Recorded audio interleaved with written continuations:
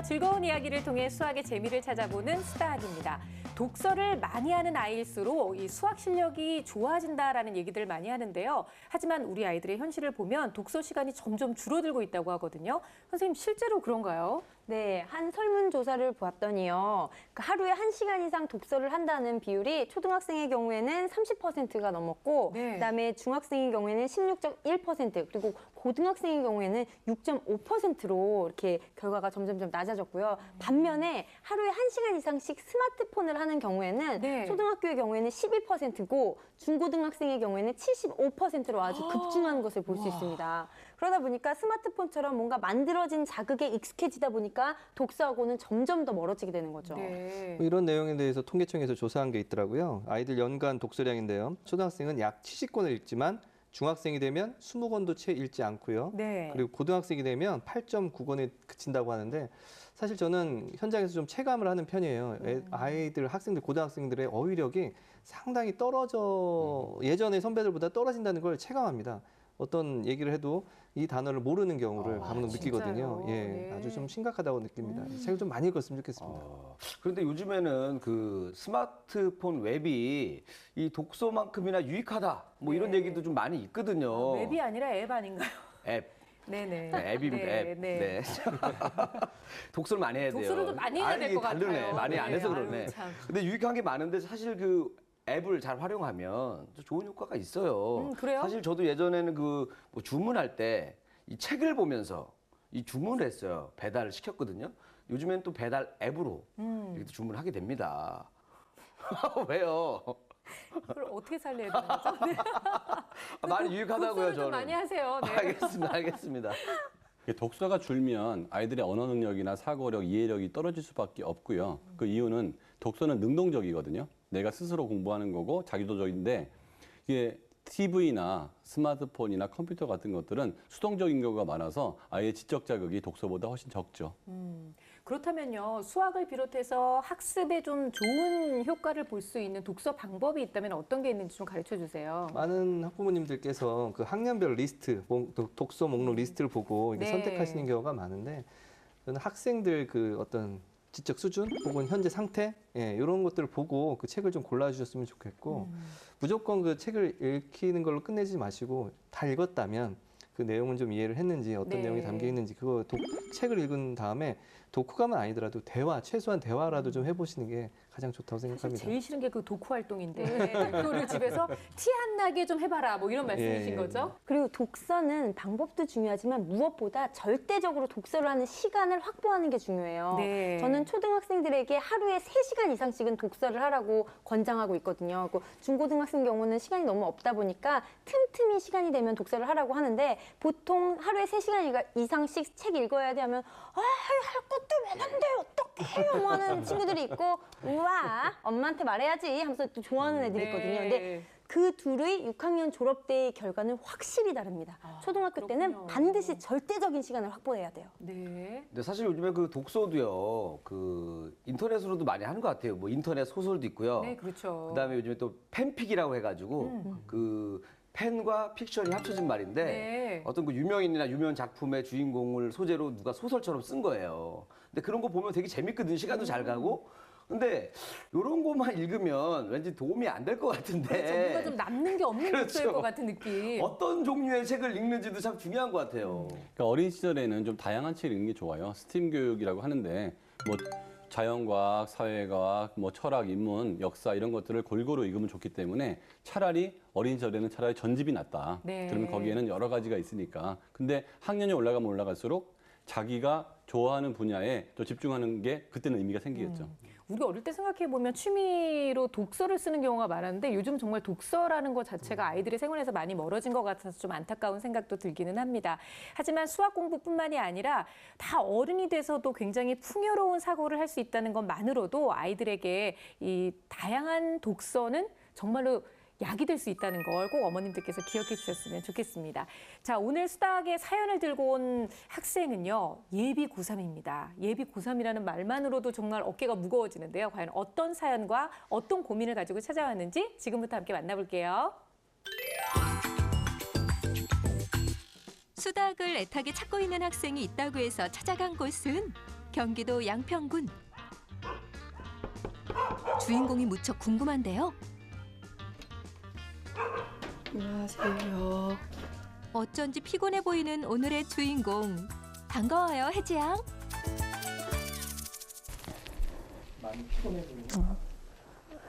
그 시험 기간이라서 시험 일주일인가 남아서 막 새벽 3시까지 공부하고 어제 그랬더니 주말도 반납하며 충분히 열심히 하고 있는 것 같은데 어떤 고민이 있는 걸까요?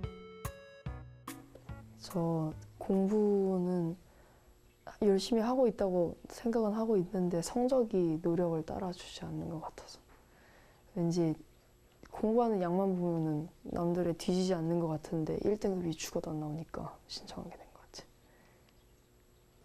어우, 자신감 있는데요. 네, 굉장히 열심히 한다고 확신에 차 있는. 그러니까요. 나는 정말 노력하고 있다. 근데 1등급이 그렇게 안 나오니까 얼마나 속상하겠어요. 공부만큼은 최선을 다하고 있다 자부하는 혜지. 그런데 어쩐지 공부하는 적이 안 보입니다. 집에서는 공부를 안 하는 것 같죠? 책이 별로 없어요, 그렇죠? 공부하는 장소가 따로 있는 걸까요? 제가 기숙사 생활을 하면서 평일 중에는 야자실에서 공부를 하잖아요. 그러니까 책 같은 거는 다 거기다 놔두고 공부를 하고 학원에서 쓰는 문제집만 들고 오고 여기서 공부하니까 여기는 별도로 책을 안 놔둬요. 여기는. 어머나, 수많은 상장만 봐도 짐작되는 혜지의 학교 생활. 정말 우수하네요. 그렇네요. 장학 아니, 저렇게 증서에 많은 상을 나눠준단 말이에요, 학교에서. 우리 집은 별로 없는데. 저 중에 하나도 없죠? 개근상만 하나 있는데. 요새는 학생부 종합전형 때문에 저런 상들이 굉장히 중요합니다. 그렇군요. 이게 저번에 본 6월 전국연합 모의표거든요. 근데 여기 보시면 국어, 영어는 다 1등급인데 수학만 2등급이에요. 그래서 이게 사실 모의 공부는 아직 제대로 한 적이 없으니까 하면은 그냥 잘 나오지 않을까 하게 막연하게 생각하면서도 사실 그거를 내신에다가 쏟아도 계속 2등급밖에 안 나오니까요. 가지고 지금 이게 제대로 하고 있는 건지 아니면은 막 엉뚱한 길로 새고 있는 건 아닌지 이렇게 좀 걱정이 되긴 돼요. 모의고사와 내신 모두 2등급을 벗어나지 못하고 있는 상황. 특히 혜지는 수시를 준비하고 있기 때문에 내신 등급이 더욱 중요한데요. 통지표만 봐도 전해지는 수학을 향한 혜지의 열정 때문에 번번이 놓치는 수학 1등급에 속은 점점 타들어갑니다. 근데 오늘은 학생이 본인에 대해서 너무 객관적으로 얘기를 하니까 좀 문제가 잘 풀릴 것 같은 생각이 좀 들어요. 네, 잘 알고 있고요. 음. 성적도 꽤 괜찮은 편이거든요. 그렇죠. 네, 네. 조금 더 노력해야 될 부분들이 있는데 네네. 일단 뭐 자세히 봐야 될 것 같고. 고등학생 정도 되면 중간고사, 기말고사, 모의고사가 숫자로 나오기 때문에 객관적이 안 될 수가 없어요. 그렇군요. 근데 자신은 최선을 다 하고 있는데 안 는다는 거잖아요. 정말 수다하게 잘 온 것 같아요. 그러니까요. 그렇다면 혜지에게는 어떤 문제가 있는 걸까요? 관찰 카메라를 통해 공부하는 모습을 지켜봤습니다. 역시 그 공부 잘하는 친구들은 앉아있는 자세부터가 좀 다른 것 같고요. 연필 잡고 있는 저 손 얼마나 야무집니까? 말 그대로 애정을 가지고 임하네요. 그렇죠? 나름 자신만의 방법으로 수학 공부를 하고 있는 혜지. 모든 수학 문제는 문제집이 아닌 노트 위에 풀고 있다고 하는데요. 그런데 이때 갑자기 노트를 접습니다. 이건 또 무슨 방법일까요? 만약에 틀린 문제가 있으면은 그 문제 바로 오른편에 남겨놓은 그 빈 공간에다가 문제를 다시 푸는 거예요. 그냥 안 그러면은 원래 했던 거는 원래 어떻게 풀어서 틀렸는지 이런 거를 전혀 알 수가 없으니까. 그리고 무엇보다 문제집은 한 번만 풀지는 않으니까 그거를 여러 번 풀려면 다 노트에다가 해야 되거든요. 잘하고 있는 것 같은데요, 저런 건? 자신만의 방법을 만들었어요. 그러니까요. 보통 공부 잘하는 친구들이 꼭 저렇게 반을 접더라고요. 네. 아니, 또 집이 어려운 애들도 반 접어요. 접었었어요. 아껴 쓰려고. 그리고 관찰 카메라 도중 드러난 또 하나 주목할 점. 보이시나요? 바로 이 V 표시입니다. 문제풀이 중 오답이 생기면 이렇게 번호 위에 V 표시를 해두고 반복해서 풀어본다고 하는데요. 스스로 방법을 찾고 복습까지 철저히 하지만 혜지에게도 고쳐지지 않는 습관이 하나 있습니다. 그 내신 위주로 공부를 하다 보니까 기출 문제에 익숙하지가 않은 거, 그 수능 유형의 문제에 별로 익숙하지 않은 것도 있을 수 있겠고, 그 무엇보다 제가 문제를 풀면서 이제 한번 실수를 하게 되면은 그 잘못 푼 이유가 있을 텐데 다시 그 옆에다가 문제를 풀 때 같은 방식으로 풀고 또 틀리게 되는 거예요. 그래서 그렇게 자주 틀리게 되는 거, 자꾸 그런 방향으로 가게 되는 거를 모아가지고 이제 오답 노트처럼 약간 자주 틀리는 유형, 자주 틀리는 방식들 이런 거를 모아서 만들어 놓긴 하는데 저희가 틀린 내용들을 적어놓은 거네요. 그러니까 본인의 문제풀이 자체를 굉장히 분석하고 있다는 생각이 들어요. 그리고 또 분석한 것을 실천도 하고 있어요. 하고 있고. 그래서 본인의 약점을 저렇게 다 이제 뭐 알고 있는 거잖아요. 그죠? 근데 문제는 자꾸 같은 오류에 빠진다는 거죠. 그렇죠. 네. 노트 정리에 오답 분석에 이제 수학은 자다가도 문제를 풀 만큼 생활이 됐다는 혜지. 재학 중에는 하루에 몇 시간이나 수학 공부를 했던 걸까요? 혜지야, 평소 수학 공부는 얼마나 어떻게 해? 저희가 기숙사 아침 기상 시간이 6시 반인데요. 6시 반에 일어나서 밥을 먹은 다음에 아유, 이러다 밤 새겠어요. 수닥에서 정리해봤습니다. 방학 전 평일에는 수업 후 약 5시간, 주말에는 학원 수업까지 포함해 약 10시간 정도 수학 공부에 시간을 쓰고 있었습니다. 성격도 굉장히 꼼꼼한 성격인 것 같아요. 이 친구 정말 모범생이네요. 그러니까요. 진짜, 예. 아니 그러니까 수학 빼놓고는 다 1등급을 받을 수밖에 없을 것 같아요. 저 정도로 하면. 보여드릴 게 있는데요. 그게 뭐야?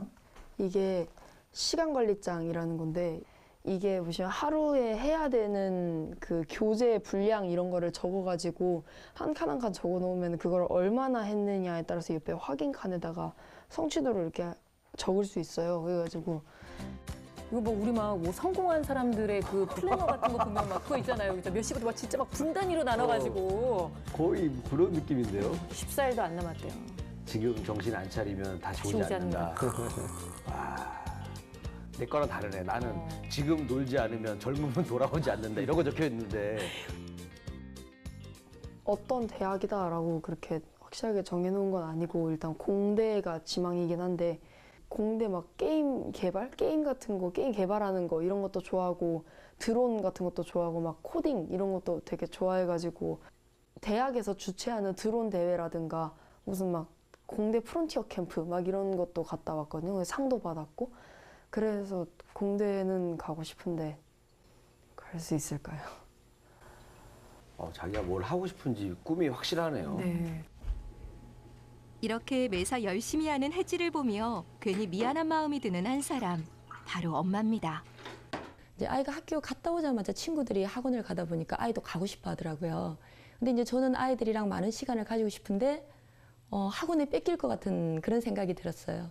그래서 이제 시골로 오자라는 결정을 하게 됐고, 그리고 이제 중학교 때까지는 정말 많은 경험도 하면서 진짜 행복하게 살았는데, 이제 아이가 고등학교를 가면서 수학이 굉장히 지금 나름 거의 모든 시간을 수학에다 투자를 하고 있는데 그만큼 결과가 안 나와서 이게 내가 결정한 게 제대로 된 거였을까? 아이를 이게 힘들게 하게 한 원인이 아닐까요? 시골로 온 게 그런 생각을 하고 있습니다, 지금. 여행과 체험을 통한 상교육을 원했던 엄마. 때문에 선행학습을 시키지 않았던 것이 지금 혜지를 힘들게 하는 것 같다고 하시는데요. 어머님도 안타까우신 거죠. 뭐 이렇게 옆에서 지켜보기에. 진짜 그 수학은 노력한다고 또 바로 나오는 결과가 나오지 않는 거라서 좀 어려운 것 같아요. 네. 많이 다니셨네요. 잠시 혜지방에 들어온 엄마. 피곤하지? 그냥 좀? 찌뿌둥해? 그럼 우리 강가에 산책하자. 엄마랑 오랜만에 데이트할래? 그래, 가자. 바람을 쐬며 머리도 식힐 겸 엄마는 오랜만에 데이트를 신청했습니다.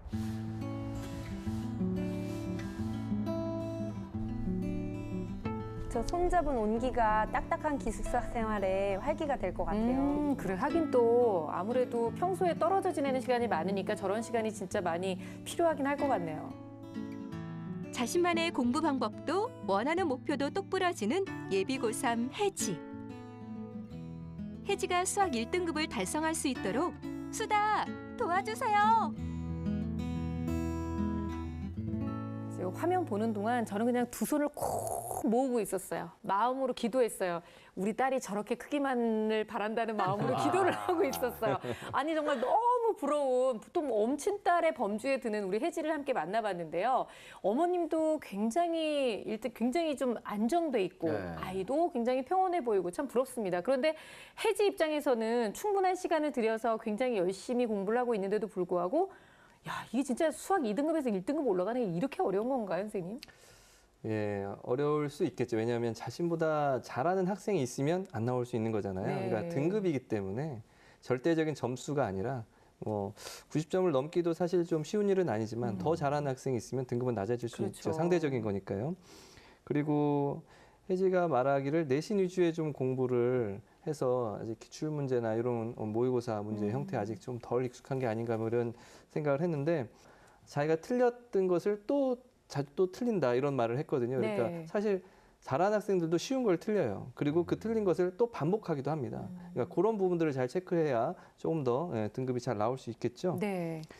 사실은 이제 혜지는 좀 자신의 어떤 약점들을 좀 극복할 수 있는 약점 공략의 어떤 방법으로 공부를 좀 해 나가야 되는데요. 제 생각에는 좀 기출 문제에 좀 더 비중을 수능 형태의 문제에 좀 더 비중을 많이 둬야 되지 않을까. 네. 그래서 지금 정도의 실력이면 인서울 가능할 것 같고요. 네. 중상위권 대학 진학할 수 있을 것 같거든요. 그러니까 좀 더 노력을 해야 됩니다. 그러니까 방학과 이제 고3 올라가기 전 겨울방학과 이제 2월 달까지 꾸준히 노력을 해서 부족한 부분들, 뭐 특히 수학이라면 수학, 또 과탐이라면 과탐 부족한 네. 부분들을 좀 꼭 채워 나가는 공부를 해 나갔으면 좋겠습니다. 근데 보니까 뭐 새벽 3시까지도 뭐 자기가 알아서 공부하고 그다음에 성적도 보면 괜찮잖아요. 그러니까요. 1등급 다 나오고 네. 사실 수학만 2등급인데 2등급도 굉장히 잘한다고 저는 생각이 들거든요. 근데 이 정도 되면 그냥 뭐 잘한다고가 아니라 우리 입장에서는 뭐 엄청 잘하는 거잖아요. 너무 그래서 이 정도면 그냥 네. 좀 이 정도면 됐지 하면서 좀 해도 되는데 너무 조바심을 내는 게 아닌가 또 이런 생각도 또 들어요. 그런 조바심이 없었기 때문에 혜지가 이렇게 된 거예요. 어? 너무 없었죠. 저런 조바심이 있기 때문에 혜지가 우리랑 다른 거란 말이에요. 그러네요. 그거를 그러네요. 인정하란 말이에요. 근데 사실 상장을 막 밑에서 쫙 내려놓는데 정말 너무 깜짝 놀랐고요. 무엇보다 그 6월에 봤던 전국연합 모의평가 성적표, 내신 성적표. 그냥 뭐 부럽기 그지 없는데 선생님 어떻게 보셨나요? 이제 수학은 2등급이고 국어는 1등급인데 국어 1등급은 98%가 넘는 1등급이고 수학은 3등급성 2등급이에요. 네. 그러니까 거의 동점자 때문에 이제 2등급이 된 것 같은데 그래서 얘가 이과를 지원하기 때문에 그 표준 점수로 계산하면 수학이 미치는 영향이 되게 크고 또 여기 상위권 대학은 수학에다 가중치까지도 부여하는 학교도 있거든요. 네네. 그러니까 수학 한 과목으로 대학을 간다고 볼 수 있는데 특이한 점은 그 이 아이가 서울에 있는 학교가 아니잖아요. 네. 그런데도 불구하고 그 모의고사가 2등급인데 학교 내신은 또 3등급이에요. 그렇다는 얘기는 지역에 있으면서도 상당히 높은 수준의 학교이다. 즉 상위권의 층이 내신에 매우 두툼하기 때문에 이 아이가 공부를 했을 때 수능도 잘 안 올라오지만 내신에서 더 고민을 하고 있는 것 같다는 생각이 듭니다.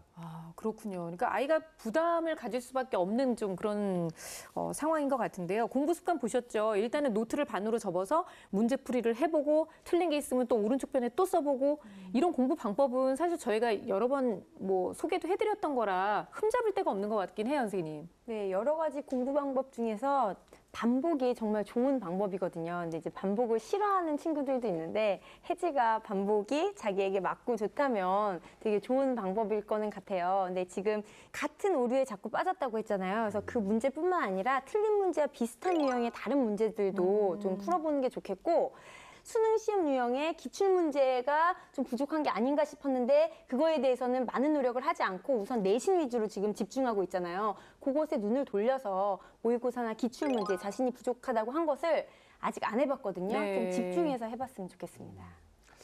내용 면에서 약간 마음에 좀 걸리는 게 뭐 틀렸다는 건 아니고 약간 마음에 걸리는 게 좀 있었습니다.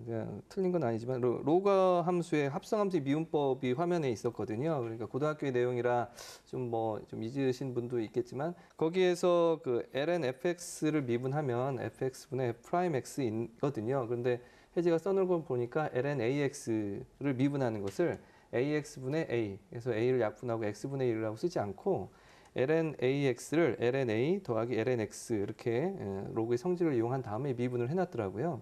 그러니까 방금 전에 말한 대로 ln-FX, 진수 쪽에 fx가 있으면 그걸 미분하는 것은 fx분의 f'x 이렇게 쓰는 게 맞거든요. 그래서 틀렸다고 할 수는 없지만 일반적이진 않아요. 보통 이 증명 방법을 이렇게 하진 않거든요. 그래서 제가 이런 방법으로 좀 공부를 했으면 좋겠고요. 그리고 네. 사실 아주 고난도의 내용이 아니에요. 분명히 그 내용은 기본적인 것이라고 속할 수 있는데 그런 걸 틀렸다는 것은 잘하는 학생들도 분명히 어려운 것만 틀리지 않아요. 그렇죠. 쉬운 것도 틀리기 네. 때문에 그런 쉬운 것을 막으면 안정되게 2등급이 나올 수 있어요. 지금 2등급과 3등급의 경계에 있었던 점수를 봤는데요. 그런 것들을 안 틀리는 연습도 해야 됩니다. 그래서 잘 연습을 하고 있고 앞으로 향후 그런 실수를 더 안 해야지 혜지가 원하는 그런 등급을 얻을 수 있을 겁니다. 네. 똑같은 실수를 계속해서 반복하고 있고 아무래도 거기서 자꾸 덫에 걸린 것처럼 계속 되고 있는 거잖아요. 이걸 좀 극복할 수 있는 방법, 학습 방법이 또 있을까요, 선생님? 저는 이 친구가 지금 기숙사 생활을 하고 주말에만 집에 오잖아요. 네. 주말에 개인 과외를 좀 했으면 좋겠어요. 그래서 틀린 부분을 바로바로 짚어주고 또 그 오류에 대해서 알려주고 또 다른 방법을 제시해 줄 수 있는 선생님을 찾았으면 좋겠는데 그러니까 기존에 막 훌륭한 선생님도 많지만 갓 대학 입시를 치른 따끈따끈한 네. 대학생 선생님을 추천을 하는데 같은 학교 기숙사를 졸업한 선배님도 좋고요. 또는 지망하고자 하는 그 공대 학과에 합격한 롤모델도 될 수 있고 입시에 대해서 가장 잘 알고 있는 그런 선생님과 함께 그 부족한 부분을 메꾼다면 굉장히 큰 효과를 낼 것 같습니다. 네. 딱 보니까 아까 그 혜지가 또 얘기한 거 중에 좀 기억나는 게 있는데 네. 문제집은 한 번만 푸는 게 아니기 때문에 나는 노트에다 푼다. 문제를 그래서- 여러 번 푸는 거잖아요. 여러 번. 이렇게요. 그래서 이제 문제집이 깨끗했잖아요. 네. 사실 저는 문제집을 아예 풀지 않아서 깨끗했는데 이유가 다르죠, 이유가. 전혀 다르더라고요. 근데 혜지 정도 되면 이제는 이제 고3이잖아요. 이제는 이제 실전. 문제집을 하나만 하면 안 됩니다. 여러 상대를 만나봐야 될 것 같아요. 그래서 좀 문제집을 좀 이번에 과감하게 돌로 좀 써서 네. 좀 여러 거를 좀 많이 풀어보면 어떨까 이런 생각을 해봤어요. 참 조심스럽네요. 왜요? 아니 그냥 뭐 그냥 왠지 본인도 그렇게 해본 적이 없잖아요. 난 한 번도 안 푼다니까. 혜지는 한 번은 안 푸니까 같은 것만 여러 번 하지 말고. 뭐 여러 번 현실성이 살아. 좀 없는 조언 같아요, 선생님.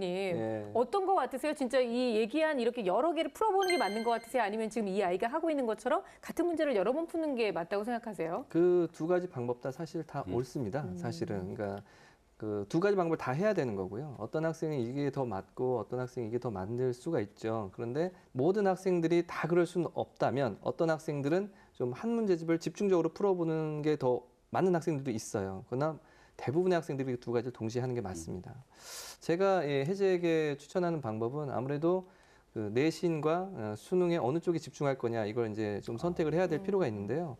사실은 이제 3학년 1학기에 있는 수학 과목의 내신을 아주 잘 받아야 돼요. 그래서 네. 그 부분에 대한 점수 확보를 위해서 좀 집중적으로 좀 공부를 했으면 좋겠고요. 내신 대비도 해야 되고 그 더불어 플러스 기출 문제에 좀 더 집중을 해야 될 겁니다. 좀 더 난이도 있는 문제들이 그쪽에 더 많이 있으니까 그쪽 문제들과 같이 즉 내신을 어떻게 확보를 하느냐에 집중을 해야 되고요. 그래야 그게 나중에 종합 전형에 유리할 수 있기 때문에 분명히 이번 겨울방학이 아주 기준이 됩니다. 네. 나중에 3학년 1학기 때 어느 정도 이게 점수가 오르냐는 여기에 달려 있으니까 그걸 좀 집중하시고요. 그리고 오답 노트에 대해서는 한 가지 제안을 하자면 스리링 바인더로 좀 바꿨으면 좋겠습니다. 그러니까 네. 이렇게 잘하는 학생들은 점점 쌓이거든요. 그런 것들이 이제 조금만 몇 장만 쌓여도 거기다 추가할 수가 없어요. 정리를 잘하기 때문에 그래서 링을 열어가지고 하나씩 끼워가면 끼워서, 네. 자신의 어떤 노트가 되거든요. 그런 것들만 잘 정리를 해도 나중에 좋은 노트가 됩니다. 그리고 수학에 대해서 한 과목만 하지 말고 조금씩이라도 하루에 관련 예를 들어 이제 뭐 기하 벡터라든지 미적분 투 뭐라든지 확률과 통계 이런 과목들을 조금씩 나누어서 하루에 6시간 공부한다면 몇 분이라도 한 네. 관련 문제를 좀 풀어보는 시간을 좀 가졌으면 좋겠습니다. 그래요. 일단은 뭐 지금 좋은 습관을 갖고 있는 아이이기 때문에 본인의 습관을 지켜 나가는 게 제일 중요한 것 같고요. 또 말씀해 주신 대로 수학 성적의 기본을 지켜가면서 수학 성적을 올릴 수 있는 방법 말씀해 주셨으니까 꼭 참고했으면 좋겠습니다. 일단 혜지한테 좀 도움이 될 수 있도록 저희가 검사도 진행을 해봤잖아요. 장점과 또 강점을 알면 참 좋을 것 같거든요. 예, 화면을 보면서 말씀드리겠습니다. 인지 능력 전체로 보면 매우 우수순이 나왔고요. 거의 네. 이제 영재성을 넘어서 천재 수준까지 나와 있고요. 기호 쓰기하고 언어 쪽에 굉장히 강점이 있기 때문에 네. 시각적 집중력이 굉장히 좋고요. 단지 약점은 토막짜기에서 약간 약점이 보여서 벡터 쪽에서 약간 어려움을 느낄 가능성은 일부 있다라고 표현하지만 그게 장점에 비해서 안 좋은 거기 때문에 네. 그 자체로 단점 수준은 아니에요. 그다음에 수학 진단한 결과를 보면 전체적으로 90%, 잘하고 있네요. 86%, 88%돼 있어서 그 수능에서의 퍼센트와 거의 유사한 퍼센트를 보이고 있죠. 그래서 이 능력조차도 갑자기 본 시험에서 이 정도 나왔다는 것은 굉장히 괜찮은 편이기 때문에 이제 우리 수다학에서 오늘 주는 솔루션을 네. 내 걸로만 만든다 그러면 목표했던 1등급까지도 올라갈 수 있을 거라는 그 희망적인 생각이 듭니다. 네. 평가지 속에서 틀렸던 문제들도 한번 짚어볼까요? 예, 전체적으로 아주 잘 풀었습니다. 사실 뭐 기본 실력이 탄탄했는데 비해서 근데 네. 기초적인 실수를 몇 가지를 한 게 좀 있어서 그게 좀 그래요. 아쉬웠습니다. 네.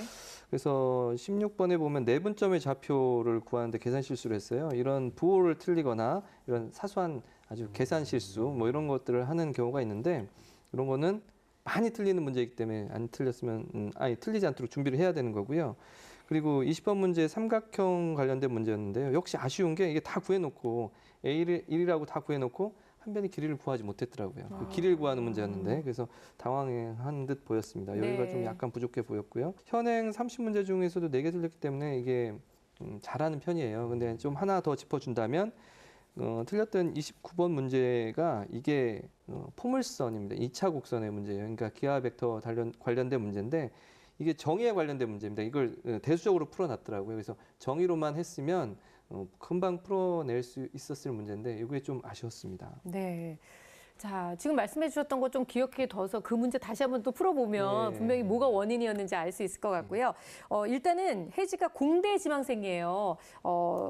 진로에 대한 얘기도 좀 나눠야 될 것 같은데 게임 개발자나 뭐 드론을 좀 관심을 가지고 있는 것처럼 보였었는데 어떤 부분들을 저희가 또 얘기를 해줘야 될지 대학 진학과 관련돼서도 좀 조언 부탁드릴게요. 네, 상위권 대학에 사실은 게임 개발과 관련된 학과를 찾는 것은 쉽지 않아요. 그래서 그 프로그래밍 관련된 학과를 찾아서 진학을 하면 좋겠고 네. 또 뭐 서울대나 연대, 카이스트 등처럼 이 친구가 바라보는 상위권 대학에서는 드론이나 뭐 게임 개발이 활성화되는 그런 동아리 활동이 되게 잘 치러지고 있기 때문에 입학을 한 다음에 그렇게 동아리에 가입해서 다채로운 활동을 하면 좋을 것 같습니다.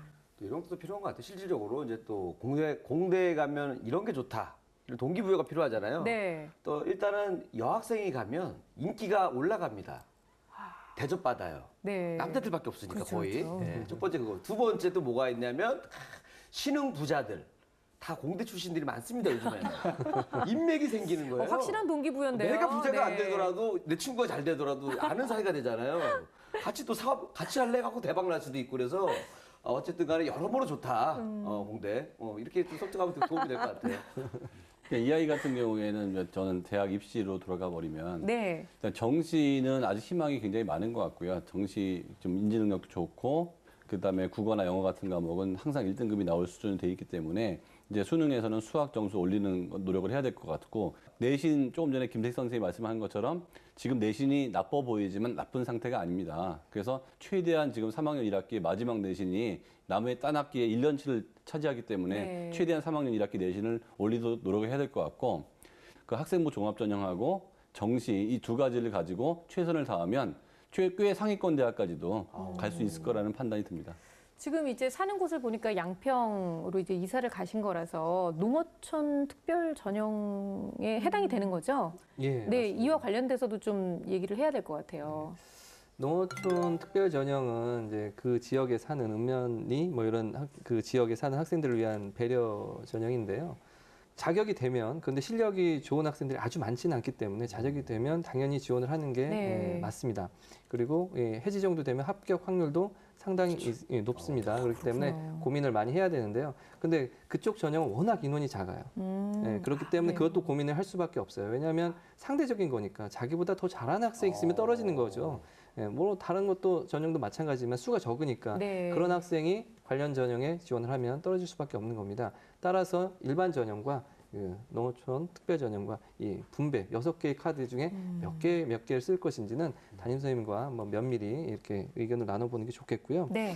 그런 관점에서 또 그 예를 들어서 그 자율 동아리 했다고 그랬잖아요. 그런 동아리를 했었을 때 그 느낌, 특히 나중에 종합 전형을 위해서는 자소서를 잘 준비를 해야 되는데요. 이 겨울방학 동안 한두 번 공부 안 될 때 한번 써보는 연습도 해보는 게 매우 중요합니다. 그래서 그때 당시에 느꼈던 진솔한 나의 느낌, 어떤 걸 배웠는고 어떤 걸 느꼈는지를 쓰는 것이 주거든요. 그래서 그런 활동을 했을 때 느낌을 써두는 게 매우 중요합니다. 네. 말씀을 뭐 종합해 보면 어쨌든 혜진은 조금만 더 노력하면 그리고 이제 앞으로 다가올 고등학교 3학년 첫 번째 학기까지 마무리를 좀 잘하면 그래도 밝은 미래가 기다리고 있다. 가능성이 있다. 이렇게 얘기할 수 있을 것 같습니다. 여러 가지 그 조언들을 해주셨는데요. 정말 혜지에게 피가 되고 살이 되는 결정적 한방 들어보겠습니다.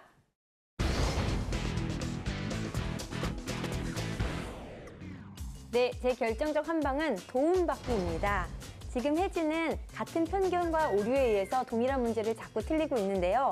필요하다면 이 편견을 깨는데 적절한 도움받기를 추천합니다. 예, 제 결정적 한방은 간절함입니다. 저도 경험했었는데요. 공부를 해도 잘 성적이 안 오른다고 느껴질 때가 있거든요. 그때는 아주 간절함이 생기면 시간당 효율성이 생겨서 성적이 올라갑니다. 제 결정적 한방은 실전 모의고사입니다. 제 제자들 중에서도 이 시간 분배와 난이도의 이런 적절한 분배를 못해서 시험 실패를 한 학생들이 많이 있습니다. 선생님의 경험상 혜진은 공부를 잘 할 수 있습니다. 그렇다면 이제 남은 것은 실전력이라고 할 수 있어요. 따라서 실전 모의고사를 30회 정도를 목표로, 30회 이상 정도를 목표로 해서 꾸준히 매주 실전 모의고사를 치러보기 바랍니다.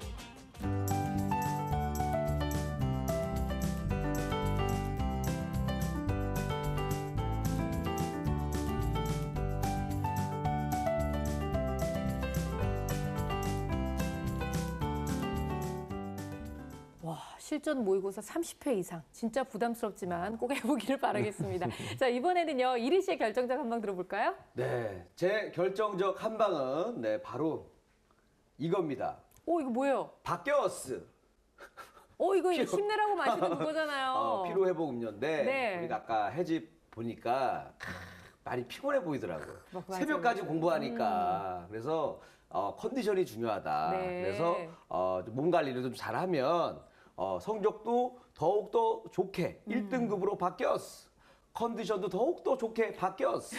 이렇게 잘 바꾸라고 몸 관리부터 잘하라는 뜻으로 네. 준비해봤습니다. 아니 그렇잖아도 오늘 네. 화면에 어머님과 함께 그 바람을 쐬면서 있었던 이런 모습이 왠지 좀 이렇게 자양강장제 같은 느낌이 좀 들었었는데 이 딱 맞춰서 어떻게 그렇죠. 준비를 했네요. 바뀌었어. 이거 마시고 내가 봤을 때 이거는 혜지가 필요한 게 아니라 이리 씨가 마시고 좀 바뀌어봐요. 얼굴도 좀 잘생기게 바뀌었어. 좀 바뀌었어. 좀 하도록 바래요.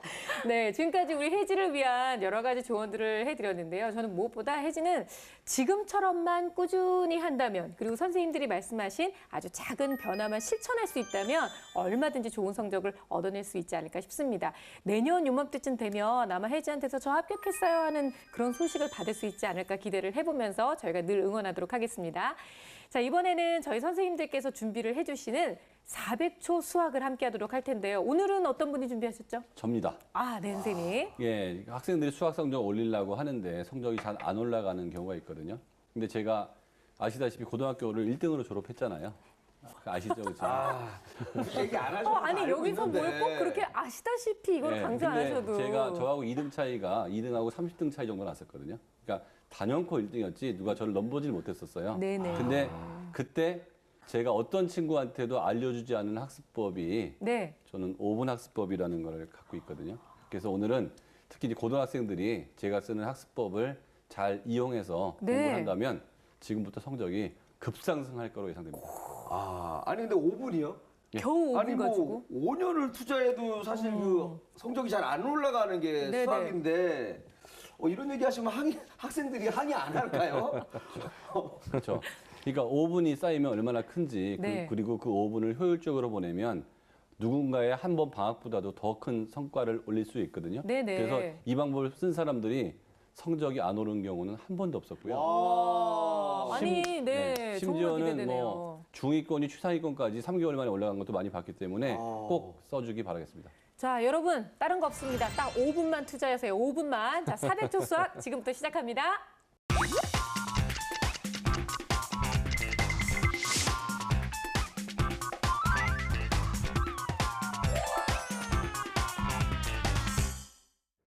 여러분, 외국 영화를 보고 나서 나왔을 때 그 영화에 나오는 남자 주인공 이름, 여자 주인공 이름, 극중 남자 주인공 이름, 여자 주인공 이름, 감독, 주제가 2개, 좋은 대사 3개를 써보시오라고 10문제를 냈을 때 과연 우리는 몇 개나 기억할 수 있을까요?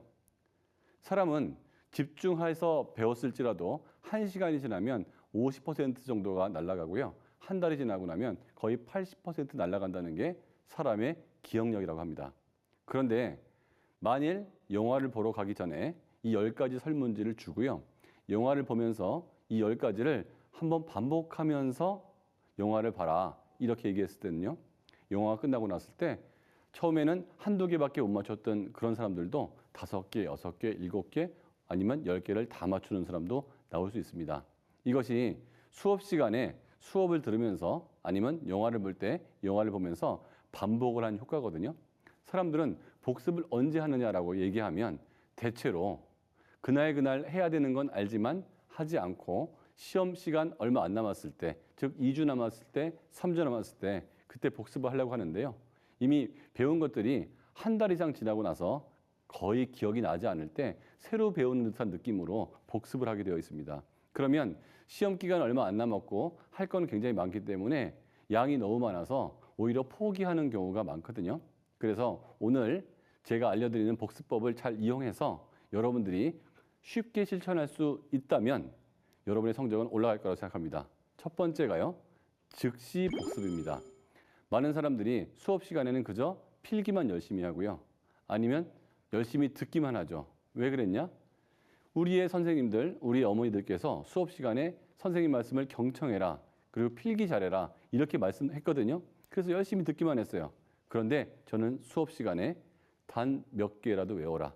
처음에는 3개, 4개, 5개, 시간이 지나서 익숙해지면 10개까지도 외우려고 시도를 할 수 있습니다. 물론 시험을 보면서 할 수 있는 거죠. 그거는 영화를 보면서 감동을 충분히 느끼면서 영화의 대사를 속으로 조금씩 따라하는 거하고 같은 효과예요. 그래서 첫 번째 제일 중요한 복습은 즉시 복습입니다. 즉시 반복을 하는 거죠. 그러면 기억 곡선이 내려가려고 그러다가 다시 딱 올라가게 돼 있어요. 그러면 수업이 끝나자마자 5분 이내로 화장실 갔다 오는 것도 참고 노트를 한 권을 항상 갖고 다닙니다. 저는 그걸 5분 복습 노트라고 하는데요. 거기에 이번 수업 시간에 배웠던 중요한 그 정의 아니면 공식 아니면 문제 아니면 그 지도 같은 경우도 간단하게 그려보는 거죠. 그리고 이번 수업 시간에 있었던 내용들을 다시 리뷰, 복습을 하는 거예요. 반복을 하는 거죠. 자, 그러면 보통 때는 한 달 있다가 복습을 할게 즉시 반복 한 번 했고 5분 반복 2번 했죠. 요거 하는데 사실 5분도 안 걸려요. 문장을 다 써볼 필요도 없고요. 단어 몇 개만 적어도 괜찮습니다. 그런데 집에 가서 또 복습을 어떻게 하냐면 오늘 6교시까지 했다 그러면 다 잊어버리고요. 아까 5분 끝날 때마다 조금씩 써놓았던 것들 있죠? 그거를 다시 한번 보는 거예요. 아, 이게 그거였구나. 아까 선생님이 얘기한 거 그거였어. 그러면 3번이 반복된 겁니다. 오늘 하루에만. 기억이 없어질래다가 다시 올라오고 없어질래다가 다시 올라오고 없어질래다가 다시 올라오고 망각을 굉장히 지연시키는 거죠. 그런데 이때 조심할 점은 이 노트, 저 노트, 이 연습장, 저 연습장에다 막 쓰면 안 되고요. 항상 갖고 다니는 노트에다가 써야만 수업 시간 끝나고 그 노트에 적고 집에서 이 노트를 볼 수가 있다는 거죠. 그러면 이것들을 모아서 일주일이 딱 되면 일주일치를 모아서 다시 보는 거예요. 그러면 하루에 6교시, 7교시 해봤자 일주일치 다 보는데 걸리는 시간은 30분, 1시간, 2시간 요거밖에 안 돼요. 자, 우리가 복습을 하라고 그러면 하루 종일 공부한 거를 다 공부를 하라고 생각하는데 실질적으로 불가능하죠. 어떤 사람은 복습을 공부의 3배를 하라고 하는 사람도 있습니다. 그러면 만약에 6교시까지 공부했으면 어떻게 3배를 할 수 있을까요? 그건 도저히 불가능하고요. 복습은 키워드 위주로 공부해야 되는데 수업 시간에 복습했을 때는 단지 머릿속으로 반복하는 거고요. 수업 시간 끝나고 나는 5분 학습법은 간단하게 써보는 거라면 주말 복습과 당일 복습은요. 옆에 참고서를 펴놓을 수가 있어요. 그리고 이렇게 복습합니다. 제목을 적어보는 거죠. 목차를 적어보고 읽고 덮고 떠올리고 말해보고 이런 식으로 복습을 하게 되는데요. 이것들이 한 달이 쌓이게 되면요. 이제는 우리한테는 한 권에 30장짜리의 노트가 나오게 됩니다. 매일매일 공부한 거를 그걸 한 달이 지났을 때 다시 한번 복습을 하는 거예요. 자, 첫 번째 즉시 반복, 5분 반복, 하루 반복, 일주 반복, 한 달 반복, 즉 5번의 반복이 일어나면 일반적인 통계에 따르면 80% 정도를 장기 기억으로 가져갈 수가 있다고 합니다. 그러면 학교에서든 학원에서든 초등학교 6학년이든 중학교 1학년이든 이 방법을 수업 시간에 쓸 때 나는 더 이상 많은 그 학원을 다닐 필요도 없고 아니면 이걸 하기 위해서 시간을 따로 내지도 않았어요. 하지만 이 방법을 내가 씀으로 인해서 나의 기억을 80%까지 올려놨기 때문에 그리고 중간고사를 만나면 난 이제 20%만 줄여가면 되게 되거든요. 대부분의 학생들이 20%만 기억나고 80%를 줄여가야 될 때 나는 이제 거의 다 했고 기억이 다 나고 20%를 줄여가기 때문에 그때부터의 학습 효율성은 굉장히 높아져서 이제는 시험 때 그전보다 훨씬 더 좋은 자신감을 갖고 성적이 오를 거라 생각합니다. 아주 간단하고 단순한 5분이지만 이 방법을 한 달을 사용해 보시고요. 그리고 그게 성공했다 그러면 2번만 더, 즉 3달까지만 내 걸로 만들어 보시면 완벽한 습관이 될 거고요. 그럼 여러분은 놀라운 성적 향상이라는 기적을 스스로 느끼실 겁니다.